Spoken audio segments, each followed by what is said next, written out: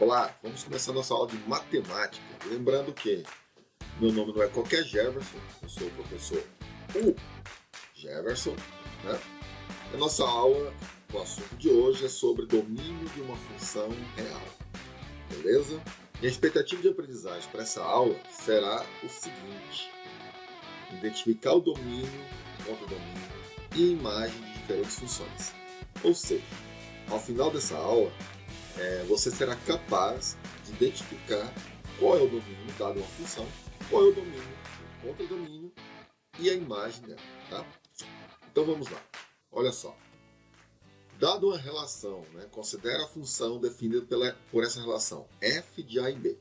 O que significa esse f de a em b? O a setinha b. Então, lembrando que sempre que eu quiser relacionar conjunto, tá? Expressar um conjunto, eu vou usar a letra maiúscula, tudo bem? Então, nela temos que o seu domínio será o conjunto A, isto é, todos os elementos que pertencem a A.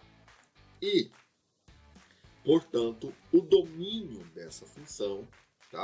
A sigla aqui, domínio da função é o conjunto A. Então, vamos ver um exemplo aqui. Dado dois conjuntos A e B, aqui eu tenho o conjunto A definido por esses elementos aqui, os elementos do conjunto A. Lembra como é que relaciona? Eu tenho o conjunto A, abre chaves, 2, 5, 8. Como é que eu vou? Outra forma de se expressar o conjunto. Então, o conjunto B, eu vou escrever 3, 4, 5, 6 e 9. Esse é o conjunto B. Então, eu posso expressar um conjunto entre chaves, tá? E posso expressar também através de diagrama. Nesse caso aqui, o diagrama de Venn. Tudo bem? Então, observe o diagrama de setas a seguir. Então, aqui eu tenho o conjunto A, ele é o nosso domínio da função, tá aqui. E o conjunto B é o contradomínio da função, tá? Isso é o nome que a gente faz. Agora, vamos ver o seguinte, aquela relação lá. O 2 está ligando no 3, o 5 está ligando no 6 e o 8 está ligando no 9. Então, vamos ver o seguinte, olha só. Se a relação f de a em b for definida por uma função, neste caso aqui, por exemplo, usamos o x mais 1. Ou seja, o 2 liga no 3, o 5 liga no 6 e o 8 liga no 9. Como é que é isso? Vamos pegar ali, o f de 2. Para x igual a 2, tá? O primeiro número que aparece é do domínio, então x.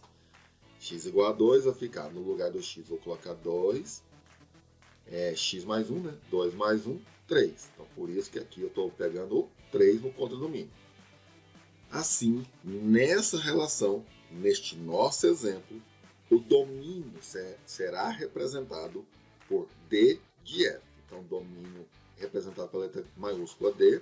Então, domínio da função serão os elementos 2, 5, 8, que nada mais é os elementos do conjunto A. Tudo bem? Continuando, o contradomínio. Quem é o contradomínio? Se eu estou olhando para essa relação nesta ordem, o contradomínio é o conjunto B, tá? Então, aqui está falando, representado pelo conjunto B. E aí, como é que eu expresso isso? CD, contradomínio da função, é o conjunto B. Tudo bem? Olhando para o exemplo anterior, então, o contradomínio, o conjunto B, quais são os elementos? 3, 4, 5, 6, 9.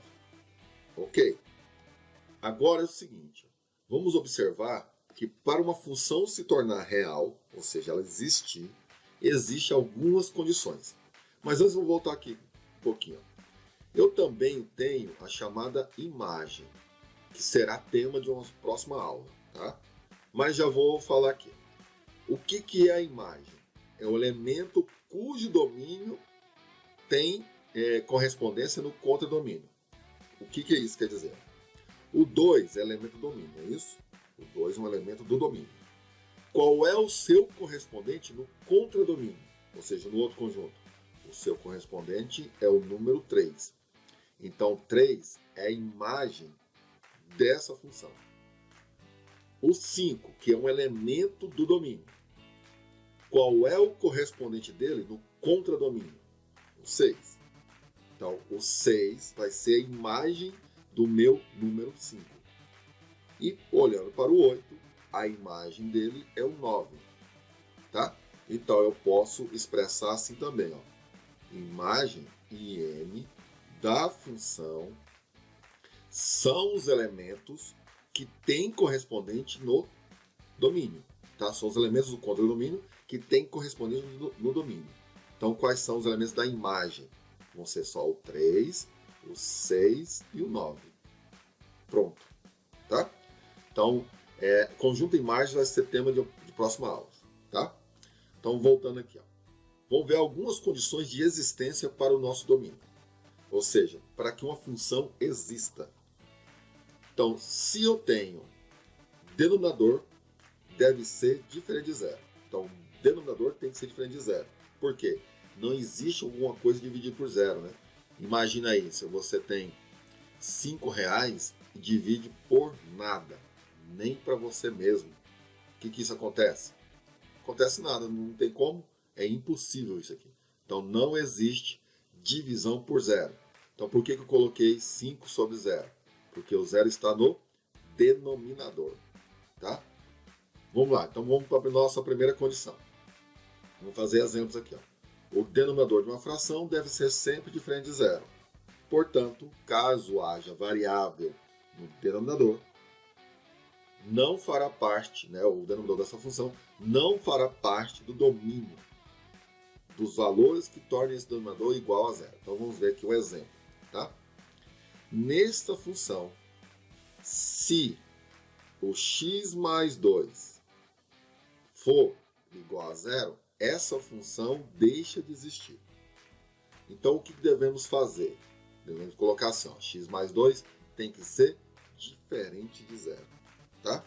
E aí, qual vai ser o meu domínio? Eu vou passar o 2 para o outro lado, tá somando, passa subtraindo, vai ficar menos 2. Então, desde que meu x não seja um menos 2, porque se eu colocar menos 2 aqui vai dar zero, essa função deixa de existir, porque vai dar zero no denominador. Então, desde que meu x não seja um menos 2, essa função existe. Então, como é que eu defino isso? Ó? O domínio da função vai ser igual ao conjunto. Tá? Então, meu x pode ser qualquer número real. Então, x pertence aos reais. Tal que, essa barrinha aí, tá? Tal que x não pode ser o menos 2. Ele pode ser qualquer outro número, mas o menos 2 não. Pronto, eu defini o domínio dessa função. Simples assim. Tudo bem? Então agora vamos para o nossa segunda condição de existência. Vamos lá. Sempre que a variável aparece no radicando, lembra lá que eu falei de radical, radicando de índice? Então, é isso aqui que eu estou falando, tá? Então, radicando de um radical de índice par, temos que o radicando deve ser um número maior ou igual a zero. Ou seja, não pode ser negativo. Então, vamos ver. Ó. Nesse caso, eu estou olhando a minha função. A minha função tem um radical, tá? Esse índice é par porque é uma raiz quadrada, então é raiz quadrada de x menos 5, tudo bem? Então, o meu x menos 5, ele tem que ser o quê? Positivo. Quando é que o número é positivo? Maior do que zero. Ele também pode ser zero, porque existe raiz quadrada de zero, então vou colocar o igual, tá? Deixa eu só arrumar aqui, que ficou um pouquinho feinho. Então, só para ajustar essa fonte minha aqui, essa letrinha minha. Não vai melhorar muito não, mas... beleza. Então, quando é que isso aqui vai existir? Eu vou passar o 5 menos 5 para o outro lado. Então, vai ficar x maior que ou igual a 5 positivo. Pronto. Eu determinei a condição de existência do meu domínio. Então, qual vai ser o domínio? Então, o domínio da função vai ser igual a todo número real, pode ser qualquer número real, desde que o meu x seja maior que ou igual a 5. Vamos ver? Se o x for 5, dá quanto lá? Isso, zero, porque é 5 menos 5 dá zero. Então vai ter raiz quadrada de zero, dá zero, existe. Se meu x, um número maior que 5, 6. Se meu x for 6, 6 menos 5 dá 1. Raiz quadrada de 1, 1. Se o meu x for 7, 7 menos 5, 2. Tem a raiz quadrada de 2? Existe a raiz quadrada de 2. Né? Vai dar um número, vai dar uma dízima não periódica aqui, né? Vai dar um número infinito, né? Um número irracional. Nós já vimos isso aqui em aulas anteriores. Mas existe raiz, tá? Então, esse daqui é o nosso domínio da função. Pronto, apenas isso, tá? Acabou. Vamos para a nossa terceira condição de existência. Sempre que a variável aparecer no denominador de um radicando, ou seja, agora eu vou olhar para uma fração e na fração tem radicando, tem raiz, tá? Cujo índice da raiz seja par, sempre lembrando disso, deverá ser respeitado a reunião das duas primeiras condições, ou seja, o radical deve ser maior que zero. Então vamos lá, vamos ver o nosso exemplo aqui, ó. G de x, né, a função g de x, é igual a x ao cubo dividido por raiz quadrada de 25 menos x ao quadrado. Então vamos lá, ó. Então, gente, ó, como aqui eu estou olhando com radical, tá, num denominador, eu vou ter que olhar para esse cara aqui o seguinte, ó. Vai ficar 25 menos x ao quadrado. Esse número, por estar dentro da raiz quadrada, ele tem que ser positivo, tá? Ou seja, maior do que zero.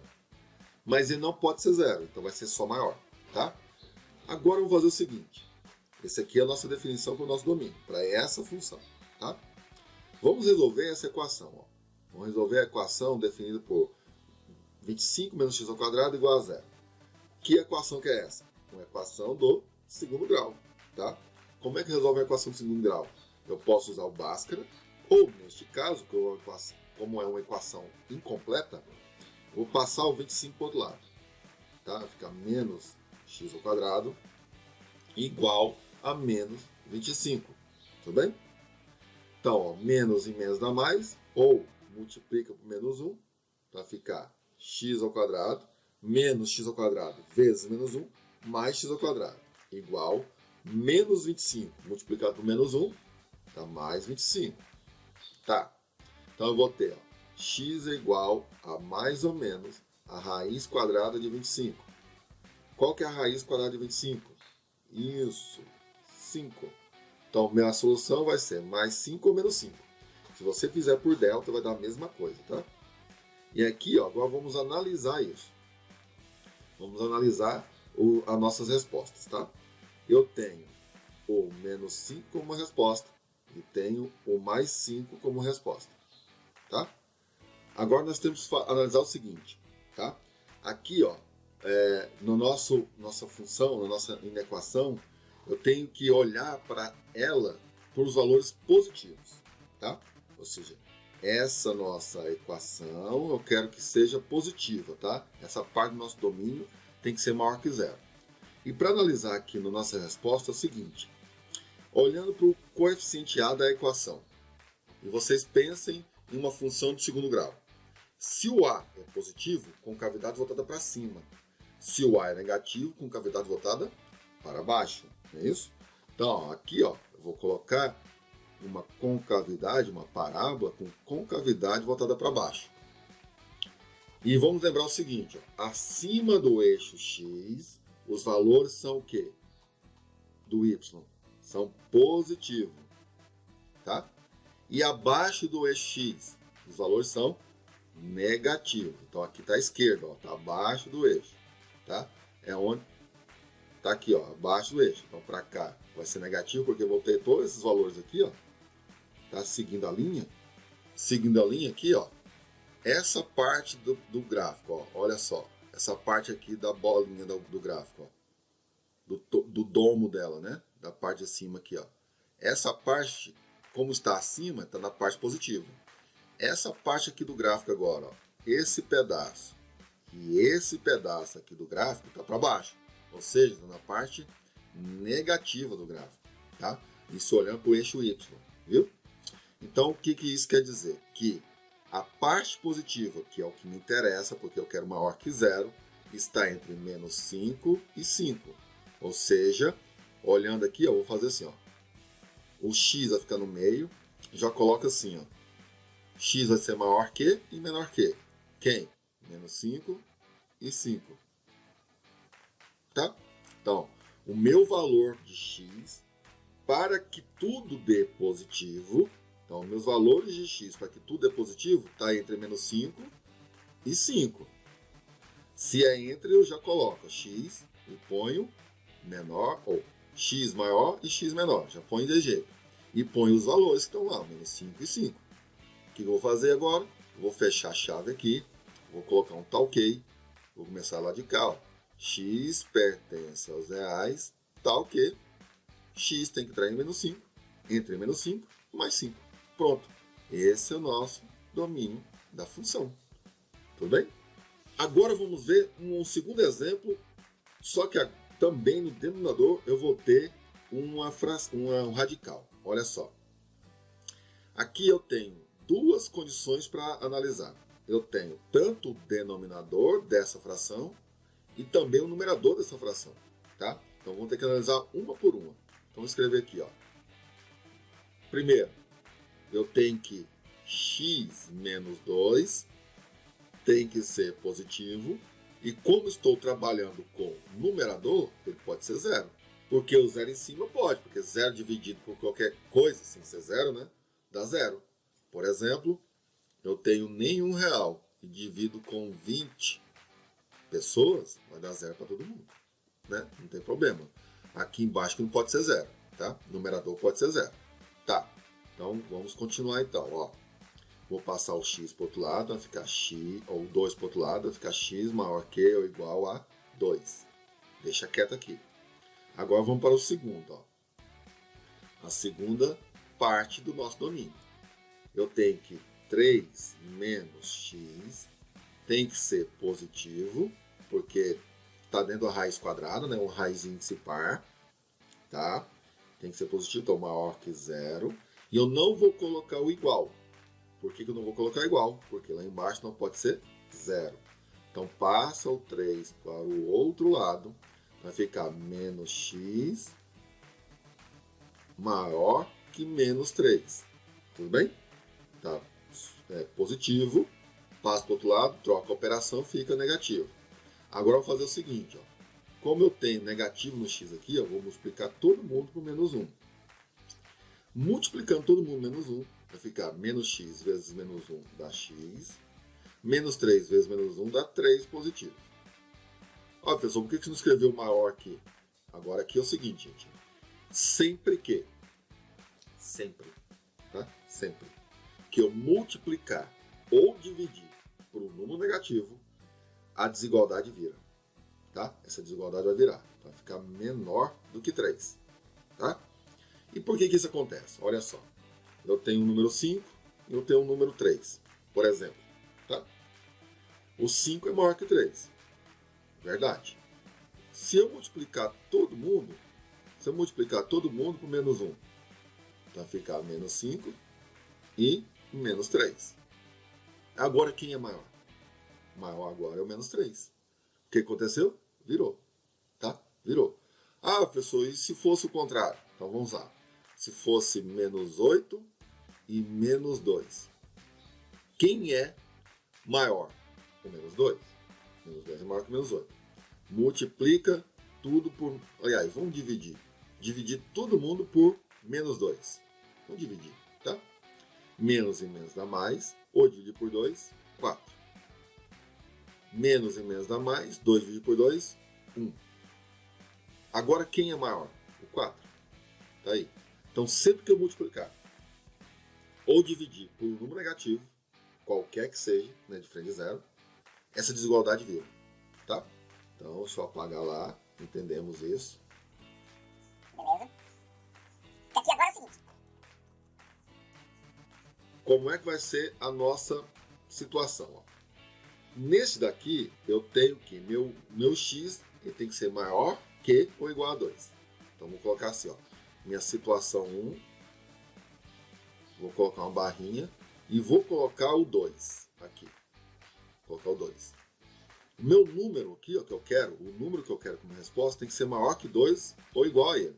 Então, onde estão os números maior que 2? Então, para a direita aqui, ó. Depois do 2 não veio o 3, o 4, o 5, o 6, o 7, o 8, o 9, infinito, né? Então, os números maior que 2 estão para a direita do 2. Só que o 2 também entra, então eu vou colocar assim, ó. Só que o 2 também entra, então eu vou colocar assim, ó. Eu vou encher ele, tá? Vocês vão entender aqui o negócio de encher. Aqui. Vou colocar o segundo agora.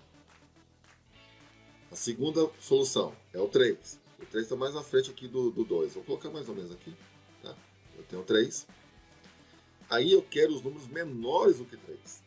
Onde é que estão os números menores que 3? Está à esquerda dele. Então, vou só rabiscar aqui para eu saber que está por aqui, tá? O que eu vou fazer? Olha só. Como o 3 ele não é solução do nosso domínio, da nossa conta, ele não é uma solução porque não tem o igual, aqui ó, eu vou colocar como se fosse um vazio em cima do 3, a bolinha aberta. Tá? Isso indica que o 3 não está participando da solução. Aqui indica que o 2 está participando. E por que o 2 está participando? Por conta do igual. E aqui por que o 3 não está participando? Porque não tem o igual. Tá? Porque se eu colocar 3 aqui no lugar do x, vai dar 0. E não existe divisão por 0. Tá. E como é que agora eu vou fazer para saber qual é a solução total? Vou fazer uma intersecção entre esses nossos gráficos aqui. Ó. Qual é a parte que o gráfico 1 e o gráfico 2 vão ter iguaizinhos? Vão ser do mesmo tamanho. Tá? Qual é a intersecção? A gente viu isso já em aulas passadas sobre intersecção. Tá? Intersecção, união, a gente viu isso. Então faz assim. Ó. Aqui vem o 2 e aqui vem o 3. Qual é o pedaço em comum entre o 2 e o 3? É o pedaço que está entre eles. Então eu tenho que ter um número maior que 2. Está aqui. E eu também tenho que olhar para o número menor do que 3. Está aqui. Então é essa a intersecção. Um número maior que 2 e menor que 3. Então é esse intervalo. Tá? Então aqui, ó, lembrando que o meu 2 é solução. Então a bolinha desse jeito indica para quem está lendo que o 2 é solução. E a bolinha desse jeito, sem estar cheia, indica para quem está lendo que o 3 não é solução. Isso a gente olhando para o gráfico, tá? E como é que eu vou saber disso? Ó? A solução não está no meio do 2 e do 3? Como é que eu vou escrever isso agora em uma propriedade, né, de um conjunto? A minha solução está entre o 2, então o meu número x está entre o 2 e o 3. Os números vão ter que ser x maior que 2 e menor do que 3. Faz assim, ó. Põe um x no meio, usa o dedo como molde, então menor, faz assim, tá? Põe um x no meio e faz o molde. Pronto. Agora eu vou só escrever assim, ó. Domínio da função. Só D, né? Vamos lá. Então, domínio da função.